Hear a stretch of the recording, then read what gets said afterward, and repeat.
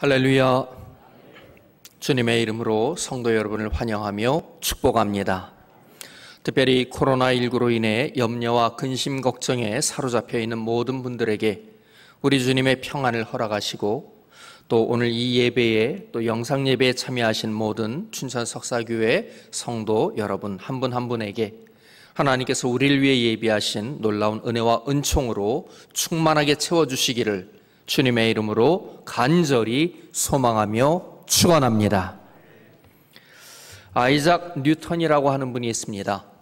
아이작 뉴턴이 1687년, 오래전 일이지요. 1687년 자연 철학의 수학적 원리, 자연 철학의 수학적 원리 혹은 프린키피아라는 논문을 발표했는데, 그 논문 내용 가운데 만유인력이라는 말이 처음에 사용이 되고 있는 것을 볼 수 있습니다. 우리는 이것을 쉽게 줄여서 만유인력의 법칙이라 이렇게 말을 하는데, 이 만유인력의 법칙이라고 하는 것은 모든 존재하는 물질 간에는 서로가 서로를 끌어당기는 인력, 견인력이 존재한다 하는 그런 말입니다. 물체가 자연 상태에서 움직이거나 혹은 고정된 상태로 정지하고 있는 모든 것은 바로 이 서로 끄는 힘에 의해서 결정된다는 것입니다. 여러분, 움직이는 것은 움직이는 것 나름대로의 만유인력에 의해서 움직이는 것이고, 움직이지 않고 정지하고 있는 것 역시 만유인력의 법칙에 의해서 정지하고 있다는 것이지요. 근데 이것이 물질에만 적용되는 것이 아니라 우리의 삶에도 적용이 된다는 것을 알 수 있습니다. 우리는 살아가면서 무엇인가에 이끌림을 받으며 살아갑니다. 무엇에 내가 이끌리느냐에 따라서 우리는 나도 모르게 좋은 생각을 혹은 나쁜 생각을, 좋은 마음을 혹은 나쁜 마음을, 나를 이끄는 그것 때문에 나도 모르게 내 입에서 좋은 말이 혹은 나쁜 말이 나오기도 합니다. 문제는 생각과 마음과 말에서만 끝나는 게 아니라 우리의 습성도, 우리의 행동도, 그래서 결국은 우리의 삶도, 우리의 운명도 그렇게 우리를 이끄는 거에 끌려가게 된다는 거지요. 좋은 영향을 받는다 하는 말은 곧 좋은 것에 끌림을 받는다는 뜻입니다. 좋은 생각이 중요하고, 좋은 마음을 품는 것이 중요하고, 좋은 언어를 사용하는 것이 중요하며, 좋은 행실을 하는 것이 중요한 이유가 여기에 있습니다. 이것에 의하여서 우리들의 삶이, 우리들의 인생이, 우리들의 운명이 달라진다는 것입니다. 그래서 예전에는 어린이들에게, 아동들에게 어른들이 혹은 선생님들이 많이 읽혔던 책들이 있어요. 뭘 많이 읽혔죠? 네. 위인전을 많이 읽혔어요. 위인전. 저도 어렸을 때 이름을 다 헤아릴 수는 없지만 얼마나 많은 위인전들을 읽어봤는지 모릅니다. 그 위인전을 읽어보게 되면 위인들이 처음부터 다른 사람과 구별된 사람들로 있기는 있지만 대부분은 다 우리하고 똑같은 사람이라는 거거든요. 어떤 면에서 보면은 보통 사람보다 훨씬 더 어려운 환경과 어려운 조건 속에서 그 어려운 환경과 조건을 이겨내고 성공적인 삶을 산, 많은 사람들에게 기림을 받을 만한 그런 삶을 산 사람들을 우리는 위인이라고 부르거든요. 그래서 그 사람들이 가졌던 생각, 그 사람들이 가졌던 마음, 그 사람들이 입 밖으로 내뱉었던 말, 그 사람들의 삶의 모습들을 위인전을 통해서 어린이들이, 아이들이 읽으면서, 배우면서 거기에 끌림을 받아서 그 위인전의 가르침이 우리 자녀들의 삶을 이끄는 견인력이 되어서 우리의 자녀들도 훌륭한 사람으로 자라나게 하기 위해서 학교에서 선생님들이, 어른들이 위인전을 많이 읽혔던 그런 시절도 있었던 것입니다. 성경의 가르침에 우리의 생각이 끌리고, 마음이 끌리고, 언어와 삶이 끌림을 받아 더 온전한 삶, 더 건강한 삶, 더 풍성한 삶을 살아가다가 이러한 이끌림의 결과 우리가 이 다음에 육신의 죽음을 맞이하게 될 때에 지옥이 아닌 하나님의 나라, 곧 천국에 들어갈 수 있도록 이끌림, 곧 견인을 받는 것, 이게 우리의 믿음 생활의 목적이라는 것입니다. 그런데 이러한 이끌림, 곧 이러한 하나님의 이끄심, 하나님의 견인하는 이 힘을 받으려면 먼저 나 자신의 동의와 수용, 그리고 적극적인 따름이 필요한 것이지요. 여러분은 어쩌면 이 자리에 나와 앉아 계시는 이유가, 혹은 영상 앞에서 하나님 앞에 예배드리는 이유가 바로 여기에서 크게 멀지 않다는 것입니다. 고속도로나 자동차 전용도로 혹은 일반 도로에서 우리는 가끔 견인차를 보게 됩니다. 우리가 요즘 흔히 레카차라고 부르기도 하지요. 이게 한자적으로는 견인차라고 그러지요. 차량이 고장이 나면 견인차가 와서 그 차량을 견인하여 공장으로 이동을 하는 겁니다. 혹은 안전한 위치로 자리를 옮기는 것이지요. 그런데 이 견인 차량이 그러니까 고장난 차량이 견인차에 끌려가는 것처럼 어떤 때 가만히 우리들의 삶을 보게 되면 나도 모르는 순간 내 생각이, 내 마음이, 우리의 판단력이, 우리의 결단이 무엇인가에 끌려가고 있는 것은 아닌가 하는 그런 생각을 하게 되는 때가 있습니다. 나도 모르게 나의 말과 행동, 내 습성을 끌고 가는 것들이 있더라는 것입니다. 우리의 삶과 우리의 마음가짐을 결정짓는 힘이 있음을 우리는 부인하거나 부정할 수가 없는 것이지요. 제가 설교 말씀을 준비를 하는 가운데 생각나는 일이 있었습니다. 그게 뭐냐? 저의 군대 생활이에요. 군대 갔더니 가장 많이 들었던 이야기 중에 하나는 뭐냐면, 여러분이 군대 오기 전에 세상에서 어떤 삶을 살았고 어떤 존재였든지 아무 상관이 없다는 거예요. 군대에서는 오로지 군인 정신밖에 중요한 게 없다는 거예요. 그러면서 막 저녁에 일석조모라고 그러잖아요. 잠자리에 들기 전에 군인 정신을 강제로 외우게 합니다. 저희 때는 조금 때리기도 했거든요. 근데 그 못 외우면은 얻어맞고 그냥 뭐 이렇게 좀 얼차례라고 그러죠. 벌도 받고 기합도 받고, 그러면서 어쨌든지 간에 강제로라도 군인 정신을 외워요. 그러고 나서 그 군인 정신대로 사는 거예요. 군인 정신이 군인이라는 존재를 이끄는 거거든요. 그래서 군인 정신이라는 게 중요하다는 거죠. 학생도 따지고 보면은 요구되는 게 있어요. 학교에서 학생에게 혹은 선생님이 학생에게, 제자에게 요구하는 정신이 있어야 돼요. 그거를 받아들일 때 학생은 선생님에게 지식적인 습득뿐만 아니라 인격까지도 받아들일 수 있는 겁니다. 학생 인권도 중요하기는 한데 그 학생 인권이 너무 강조가 되어서 학생으로서의 가져야 할 정신과 마음을 갖다가 버리게 한다면 교육은 안 되는 겁니다. 나도 모르게 분명히 나의 생각을, 나의 마음을, 나의 말과 행동을, 나의 습성을, 나의 삶을 끌고 가는 게, 내가 원치 않는다고 해도 끌고 가는 게 있다는 것을 우리는 분명히 인식할 수가 있는 것이지요.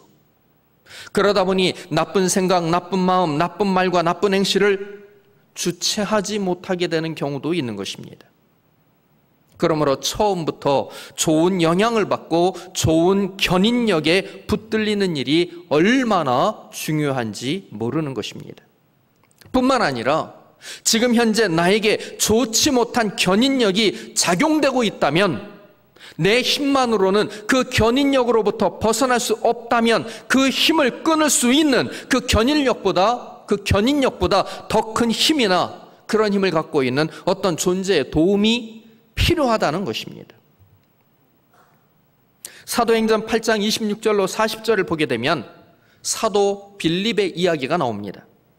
빌립이 주의 영의 이끌림을 받아서 갑자기 어디론가 막 가는데, 그 빌립이 가는 길이 예루살렘에서 가사라고 하는 곳으로 내려가는 그 길을 막 가고 있는 거예요. 근데 그 길로 빌립이 막 이끌림을 받아서 가다 보니까 어떤 일행하고 딱 마주치게 되었는데, 그 일행이 어떤 일행이냐?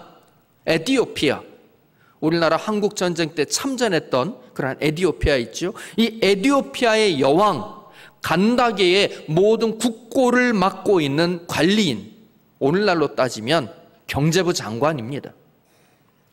그를 만나게 되는 거예요.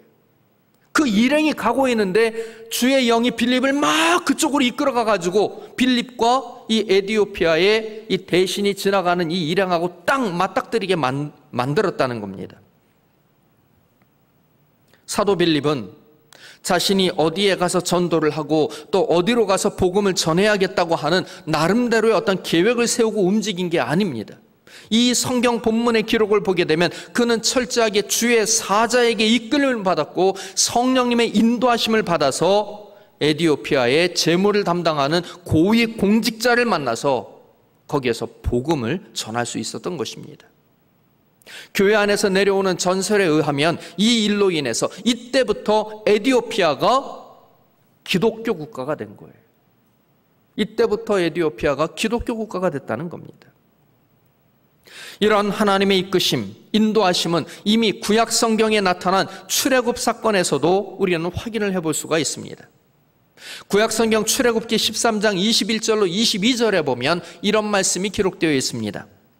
여호와께서 그들 앞에서 가시며 낮에는 구름 기둥으로 그들의 길을 인도하시고 밤에는 불 기둥으로 그들에게 비추사 낮이나 밤이나 진행하게 하시니 낮에는 구름 기둥 밤에는 불 기둥이 백성 앞에서 떠나지 아니하니라 라고 기록되어 있습니다.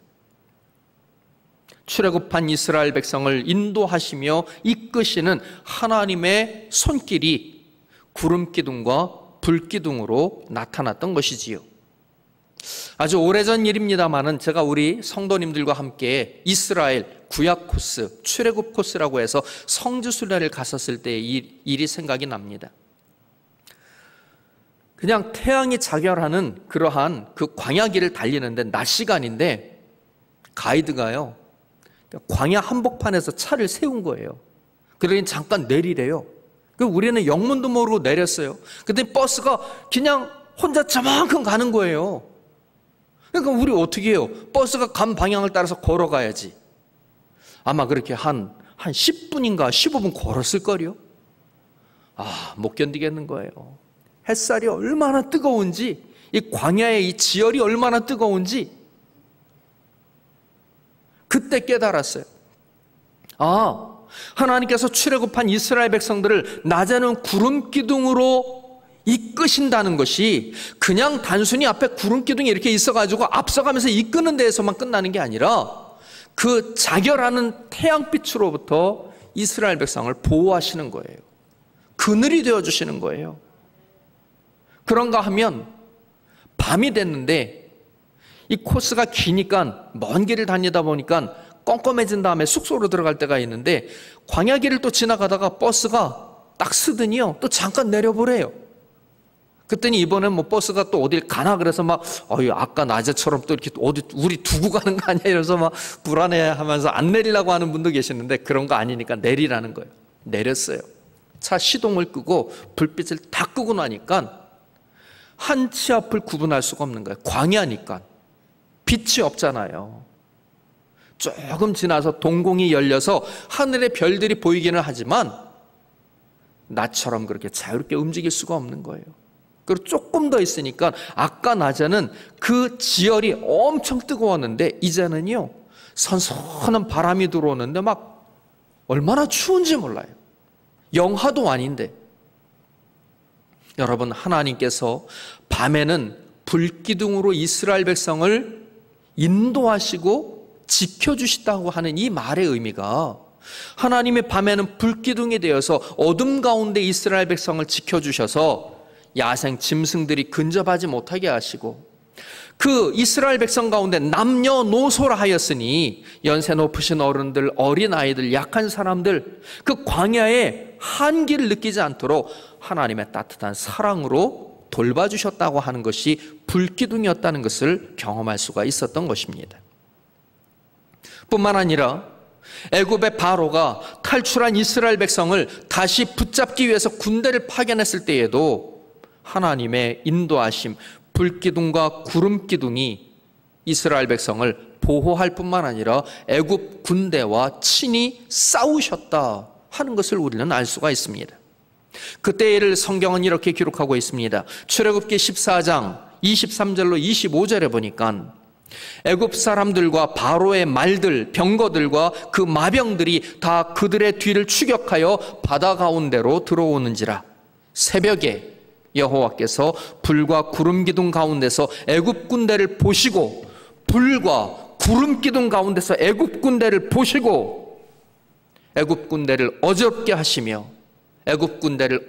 하시며 그들의 병거 바퀴를 벗겨서 달리기가 어렵게 하시니 애굽 사람들이 이르되 이스라엘 앞에서 우리가 도망하자. 여호와가 그들을 위하여 싸워 애굽 사람들을 치는도다 라고 소리지르게 했다는 것입니다. 이렇게 하나님의 인도하심, 즉 하나님의 이끄심을 따를 때 우리의 삶은 분명한 보호와 또 돌봄을 받게 되는 것입니다. 현재의 어려움을 뚫고 미래의 소망을 향해 발걸음을 내디딜 수 있게 되는 것입니다.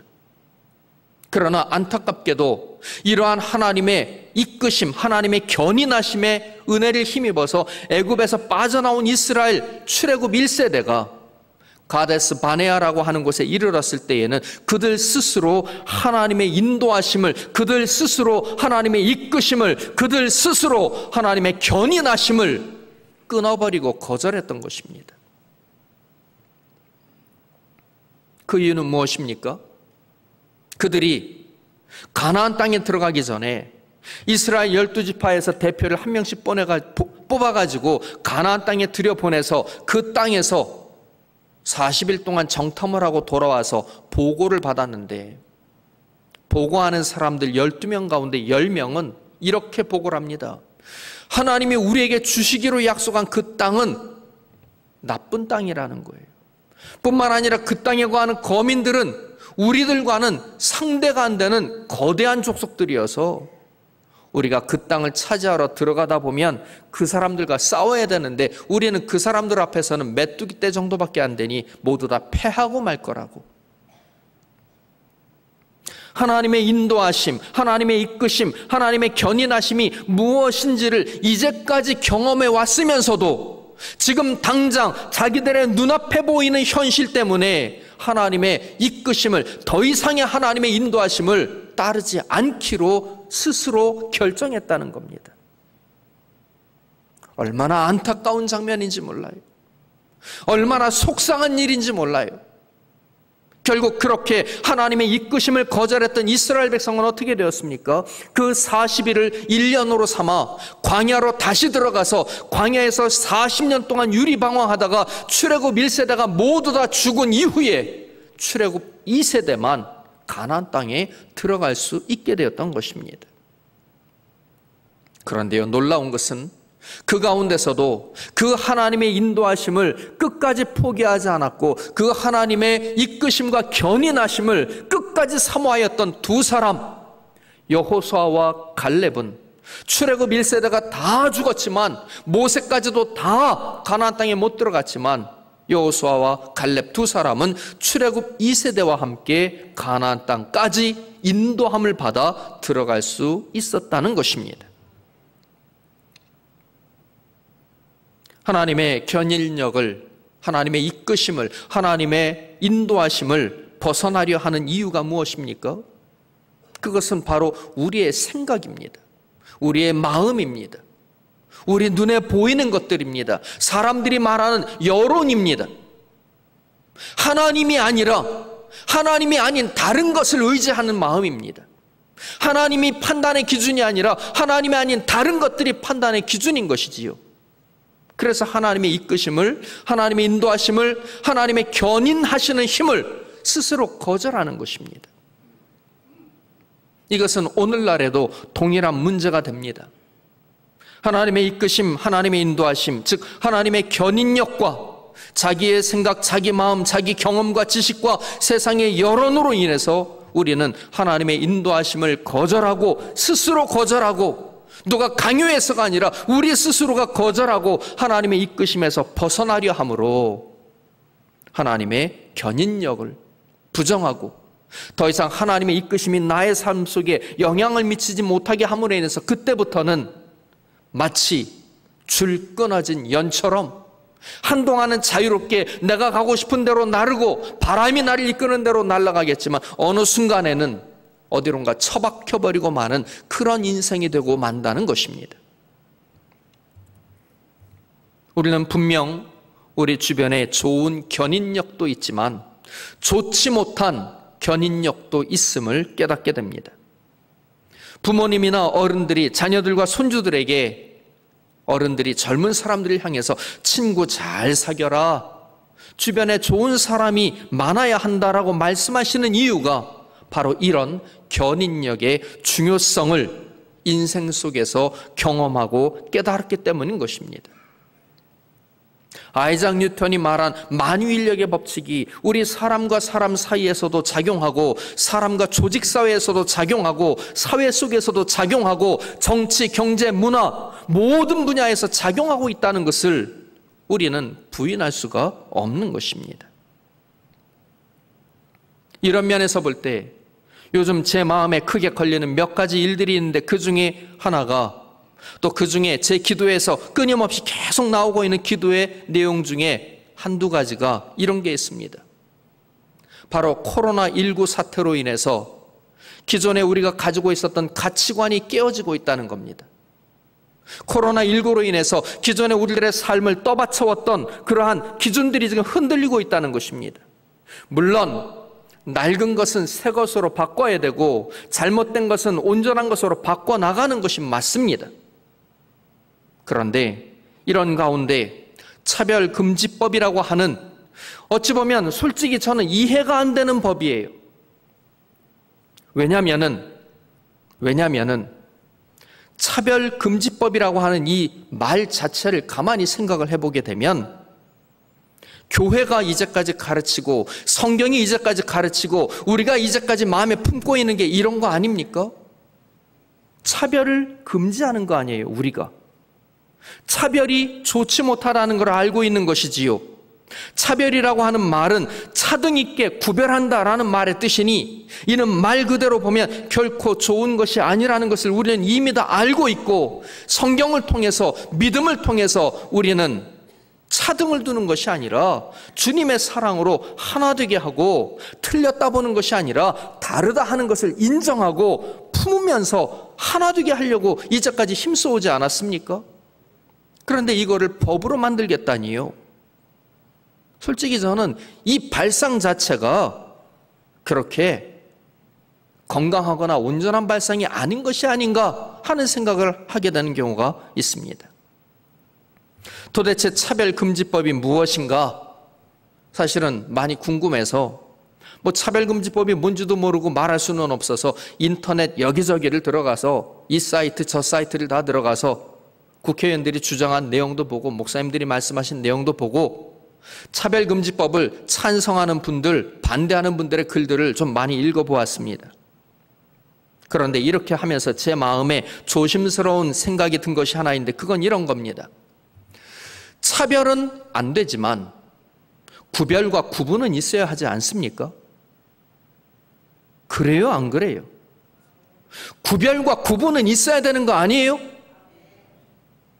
차별금지법이라고 하는 법을 통과시키면서 모든 구별을, 모든 구분을 없애버리면 그러면 어떻게 살아요? 여러분, 우리나라에는 아직 그런 얘기를 제가 못 들었습니다만은 제가 미국을 가본 건 아니지만 미국에 다니시는 분들 혹은 미국에 사는 분들로부터 연락을 받고 이건 문제다라고 얘기하는 얘기들 가운데 이런 게 있답니다.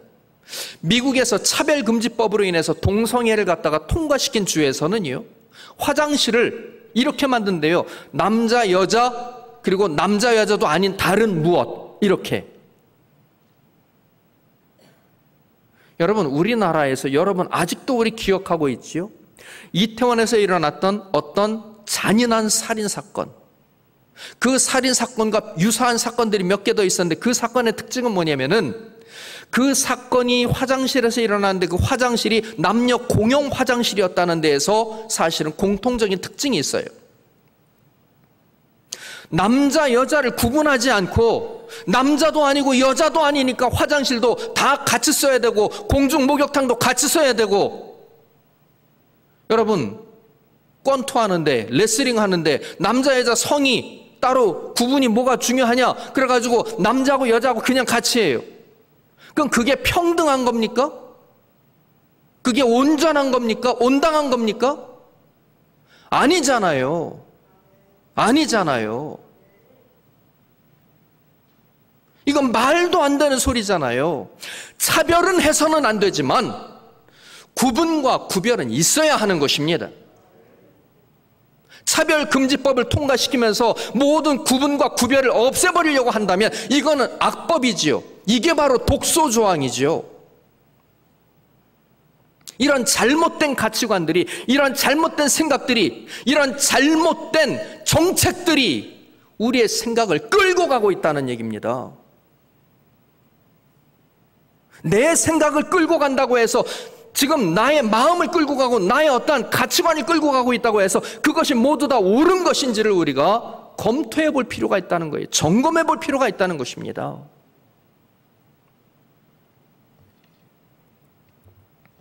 차별금지법이 통과되면요, 어떤 정과가 있어도 국회의원도 될 수 있고요, 정부의 고위관리도 될 수 있고요, 심지어는 대통령도 될 수 있습니다.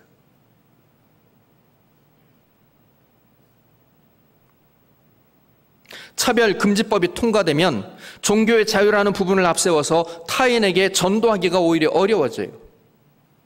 왜냐하면 제가 전도를 하려고 그러는데, 아니, 믿음이라는 거는 내 나름대로의 주권 속에서 내가 행사하는 건데 강요하지 말라고 그러면 이게 전도가 강요가 돼버리는 거예요. 그러면 차별금지법에 걸리는 거예요. 뿐만 아니라 더 심각한 거는 뭐냐면은 반대로 나라에다가 종교단체로 등록을 하잖아요. 등록을 하게 되면 통일교와 같은 이단도 그냥 우리 기독교와 같은 교회가 되는 거예요. 최근에 이번에 코로나19 사태로 그 정체가 드러난 신천지와 같은 반사회적, 반윤리적 집단도 정통 기독교와 같은 교회로 인정받게 되는 겁니다. 여러분, 이슬람은 종교법으로 한 남편이 여러 명의 아내를 둘 수 있어요. 그러면 이슬람도 우리나라에 종교 등록을 하고 들어오게 되잖아요. 그럼 우리 주변에 이제 모스크가 막 세워지고, 이슬람은요, 돈이 많아요. 돈으로 막 사회복지 쪽에다 막 밀어주고 정부에다가도 막 지원하고, 그러면 이슬람을 막을 길이 없어요. 그러다 보면 어느 날 어느 순간 우리 딸들이 결혼하겠다고 신랑을 데리고 오는데, 신랑 후보를 데리고 오는데 자기가 그 신랑의 1대1의 부부, 남편과 아내가 아니라 세 번째 부인, 네 번째 부인, 다섯 번째 부인, 10번째 부인도 될 수 있다는 얘기입니다. 이게 말이 되는 겁니까? 동성애, 동성혼 등과 같은 문제는 말할 것도 없이 이제까지 이 사회를 지탱해온 바른 정신, 바른 가치관, 바른 기준들이 모호해지고 흔들려서 무너지게 되는 것입니다. 차별금지법을 악용할 경우에는 성경의 가르침, 하나님의 뜻에 부합된 삶을 살아가는 기독교 신앙을 가진 성도들에게는 반대로 역차별의 문제가 심각하게 발생할 수도 있는 것입니다. 조금 전에도 말씀드렸습니다마는 우리 주변엔 우리를 바르고 온전한 존재가 되도록, 또 그런 삶을 살 수 있도록 이끌어주고 우리를 보호해주고 지켜주는 그런 좋은 견인력들도 있지만, 반면에 우리의 존재를 망치고 우리의 삶을 무너뜨리는 잘못된 견인력들도 아주 많습니다. 이러한 잘못된 견인력으로부터 우리를 바로 이끌어줄 존재가 필요하고 그런 힘이 필요한 것입니다. 성경은 그런 큰 힘을 갖고 계신 분, 그런 존재를 삼위일체 하나님으로 소개하고 있습니다. 그런 절대 권세를 갖고 계신 하나님께서 우리의 삶에 관여하시고 간섭하셔서 역사하시는 것을 성경은 은혜라, 구원이라, 그렇게 우리에게 말씀하고 계시는 것입니다. 그런데 이러한 하나님의 힘과 능력이 우리의 삶에 온전히 임하고 또 역사를 이루려면 반드시 필요한 절차가 있습니다. 자세한 이야기는 다음 주에 이어서 영적 견인력 두 번째 시간에 말씀드리겠습니다마는 오늘 간략하게 그 대의만 말씀드리면 그 내용은 이런 겁니다. 우리가 먼저 주님을 향해서 문을 열어야 합니다. 그리고 주님을 내 안으로 받아들여야 합니다. 우리가 잘못된 가치관도 잘못된 정책도 우리가 문을 열고 받아들이면 그다음부터 나를 끌고 가는 거거든요. 마찬가지로 이런 것들이 들어오지 못하도록 주님을 향해서 문을 열고 주님을 내 안으로 받아들여야 되는 거예요. 그래서 요한계시록 3장 20절에 보면 볼지어다 내가 문 밖에 서서 두드리노니 누구든지 내 음성을 듣고 문을 열면 내가 그에게로 들어가 그로 더불어 먹고 그는 나와 더불어 먹으리라. 그렇게 말씀하셨습니다. 예수님은 강도가 아니에요. 강도는 주인의 허락을 받지 않고 밀고 들어오는 게 강도입니다. 여러분, 이 백성의 대표로 국회의원을 뽑았지만 그들이 백성들의 의견을 무시하고 기독교계의 의견을 무시하고 차별금지법을 통과시킨다면 죄송한 얘기지만 이거는 강도의 행위예요. 반대하는 사람이 있으면 반대하는 의견도 받아들여야죠. 그게 차별금지법이라는 이름에 맞는 것 아닙니까? 당신들과 다른 생각을 갖고 있는 사람들이 있다고 하는 것을 인정하고 그 법안을 보류해야죠. 자기들의 뜻을 관철시키기 위해서 반대 의견이 있음에도 불구하고 차별금지법이라는 법을 통과시키겠다는 얘기는 이미 그 법을 통과시키는 과정에서부터 차별이 생긴다는 얘기예요.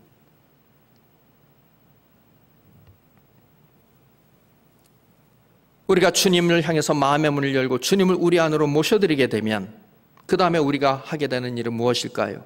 우리 안에 들어오신 그 주님과 우리가 인격적으로 만나게 되고 그래서 우리의 생각과 마음, 우리의 판단과 뜻을 주님에게 맡기게 되는 것입니다. 이러한 삶을 살았던 다윗이라고 하는 인물은 시편을 통해서 우리에게 이렇게 말을 합니다. 시편 37편 5절로부터 6절에 보니까 너의 길을 여호와께 맡기라.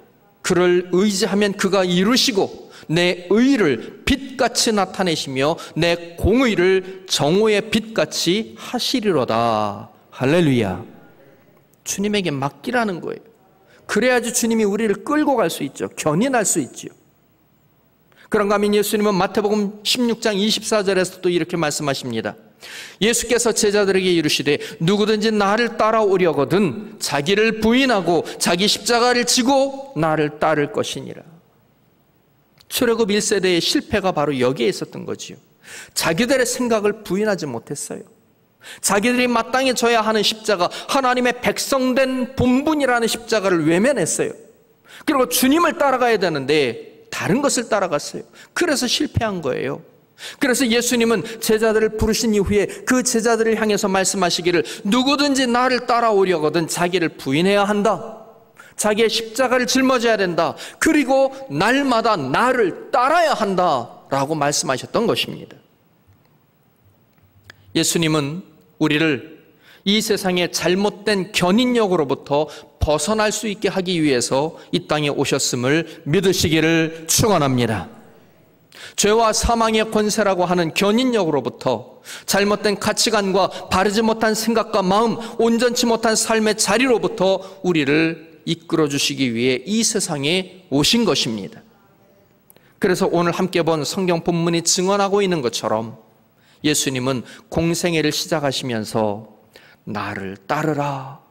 그렇게 사람들에게 말씀하신 거예요. 나를 따르라. 내가 너희를 이끌기 위해서 이 땅에 왔다.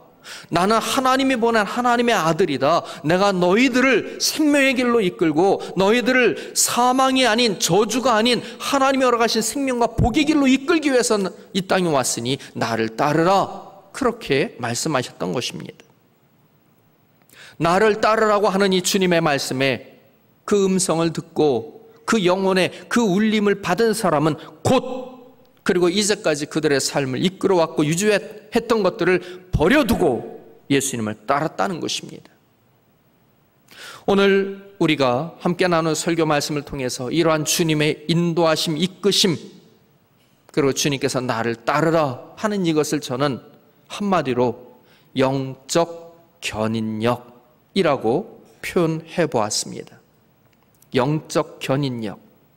영적 견인력이라고 하는 표현을 쓴 데에는 분명히 영적이 아닌 다른 견인력도 있다는 것을 전제하는 겁니다.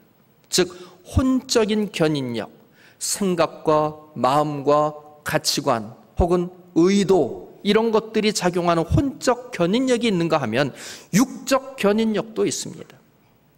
여러분, 배고프면 어떻게 해야 돼요? 먹어야 되는 거예요. 육체의 기본적인 욕구가 있어요. 이런 것들이 육적 견인력입니다. 배가 고프면 먹을 걸 찾게 되어 있어요. 짐승들을 보게 되면, 발전기가 되면 짝을 찾아서 헤매게 되어 있어요. 이게 다 육적 견인력이에요. 이러한 육적인 견인력만 따라가게 되면 우리 사람은 하나님의 형상을 잃어버리게 되고 짐승의 수준으로 타락하고 전락하고 마는 겁니다. 그런가 하면 혼적 견인력도 있다고 그랬지요. 혼적 견인력은 가치관과 관련되어 있는 겁니다. 생각, 마음, 의지, 이런 것들이에요. 그런데 이런 것들이 때로는 하나님 보시기에 합당하지 못한 경우가 있는 경우가 얼마나 많이 있는지 모릅니다. 그래서 우리는 육적 견인력에 끌리지 말고 혼적 견인력에 끌리지 말고 하나님이 보내신 하나님의 아들이 우리를 향해서 나를 따르라 하시는 이 영적 견인력을 받아들이고 이 영적 견인력에 끌려가는 그러한 삶을 살아야 할 줄로 믿습니다. 그래야지만이 우리를 만드신 그 하나님의 뜻에 부합되는 존재가 되고 우리를 통해서 이루시고자 하는 하나님의 뜻을 이루어가며 우리가 그런 존재, 그런 삶이 될 수 있도록 내가 생각하는 그 이상의 존재가 되고 내가 할 수 있는 그 이상의 능력 있는 삶을 살아갈 수 있도록 하나님의 도우심과 은혜를 힘입어서 우리가 위로는 하나님께 영광을 돌리고 아래로는 많은 사람에게 유익을 끼치는 그런 복된 삶을 살아갈 수 있게 되는 것입니다.